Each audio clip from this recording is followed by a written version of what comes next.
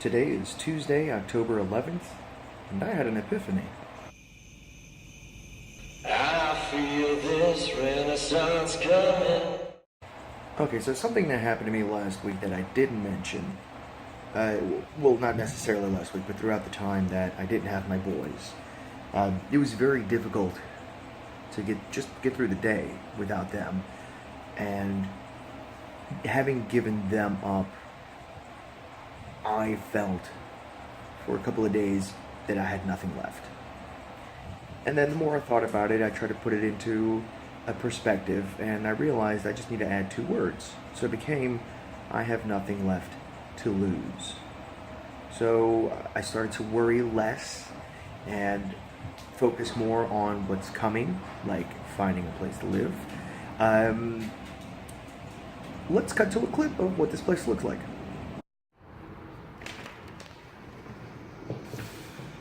This is my home for at least the next 6 months. Itty bitty room, but it's a place to stay. That video was taken last Friday when I started to move in.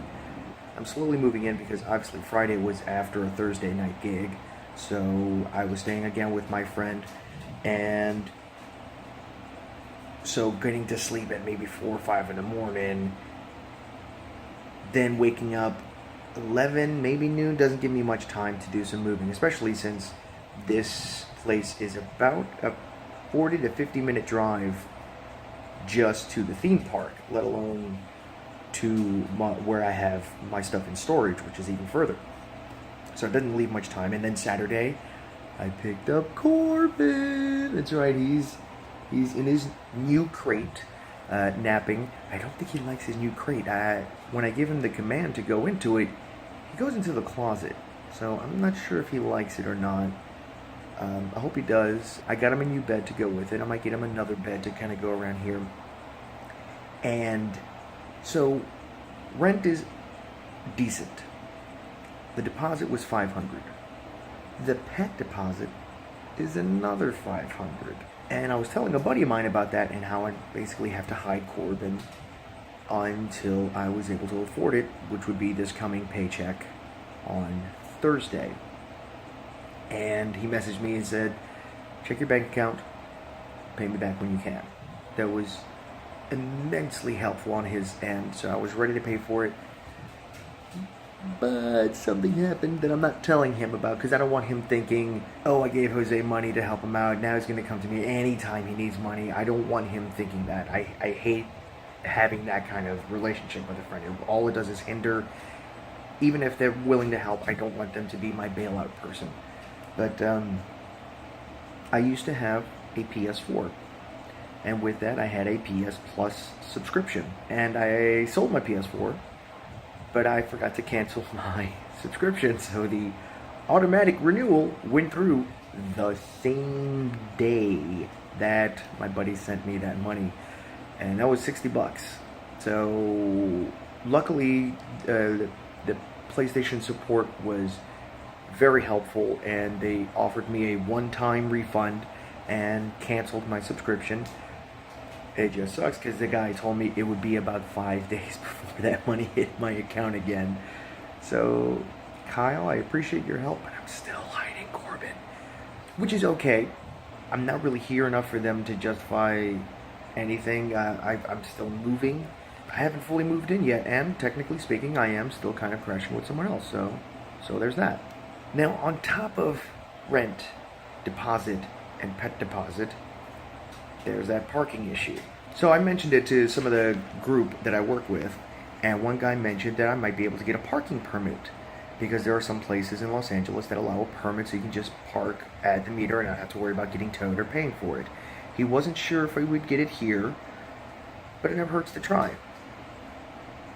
And that first night here, after the theme park stuff, my first night here, I figured I'd go the next morning and look it up, but I had to find parking for the meantime. So, of course, the parking meters are only till about 8 p.m., so I found a spot. What I didn't know was I parked in an area where there was no parking any day of the week, from 4 to 6 a.m. So when I woke up to make sure I got to my car before the meter started, I had a parking ticket. So there's that. And then I went to the parking permit place. Don't allow them here. More frustration. I get into my car, go pick up some more stuff to move back here, and while I decide I need a break, I start looking online on my phone, and I find a parking garage for $65 a month, which is about a 15-minute walk away from the apartment. That's not too bad. I go ahead and reserve online, pay my $65, and start coming over here or to the garage so I can get my spot. The website was wrong. They're not overnight. So I had to get a refund on that, and thankfully they were very quick with the refund. So even though I have the place, and I will be paying the pet deposit in a couple of days, just for convenience, Corbin and I will still be staying at my friend's place during gig nights because, one, he needs rides. Two, he lives a good deal closer, less than 10 minutes away. And C, he's thinking, he hasn't double checked yet, but he's thinking his roommate would be able to walk Corbin and take him out for potty breaks while we're gone. And what else? I had an audition today, another audition for another theme park gig. This time wasn't seasonal. It was for one of the character actors. I had to do a lot of improv. I don't know how many they had for the first round, but the callbacks were today, the same day as the audition. So I went with the last group, and in our last group there was about 12 people.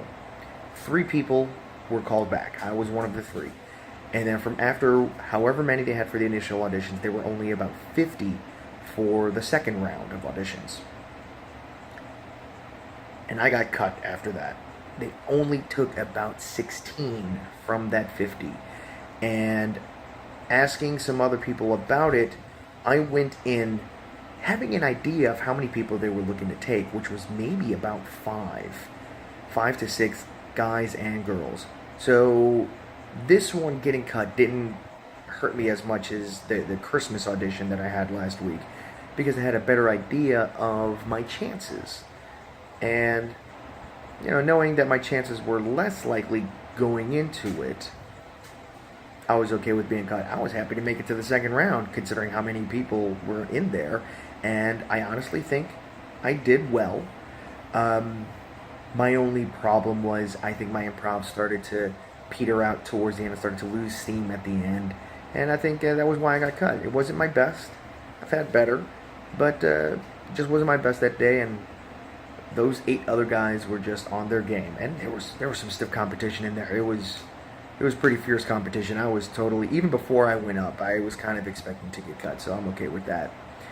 And this is really close. I'm sitting in a camping chair that I bought a long time ago, so I do have some furniture. I think I've got about 2 more car trips before I'm fully moved in.